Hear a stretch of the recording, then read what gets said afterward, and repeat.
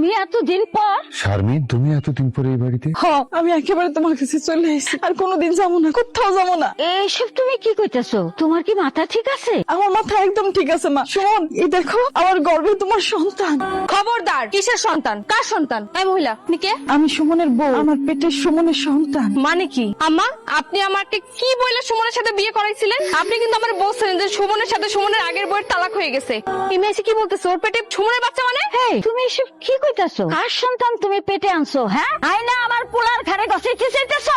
শারমিন, তোমার সাথে তো আমার তালাক হয়ে গেছে, আর তুমি এতদিন পরে এসে এসব উল্টাপাল্টা কি করেছো? তোমার সাথে তালাক হওয়ার পরে আমি আবার নতুন করে বিয়ে করছি। কি করলে তুমি? তুমি একটা বিয়ে করছো? হ্যাঁ, আমি এই বাড়ির বউ। না সুমন, এটা তুমি করতে পারো না। আমার সাথে তো তোমার ডিভোর্স হয় না। আমার ডিভোর্স না হলে তুমি আরেকটা বিয়ে কেমনে করো? তুমি কি ভুলে গেছো? তুমি যে নিজ হাতে আমার ডিভোর্স লেটার পাঠাইছিলা। আমি কোনো ডিভোর্স দেই নাই। তাহলে তুমগো বাড়ির থেকে যে ডিভোর্স পেপার আইছে ওটা কি পাঠাইছে? আমার বাবা মম্মি আমার না জানে এগুলা করছে। আমি ডিভোর্সের ব্যাপারে কিচ্ছু জানি না, বিশ্বাস করো সুমন। আমার কি সর্বনাশ হইলো, আল্লাহ, আমার কি সর্বনাশ হইলো। আল্লাহ আল্লাহ গো, আমি আর কার কাছে যাবো? আমার সংসার গেছে।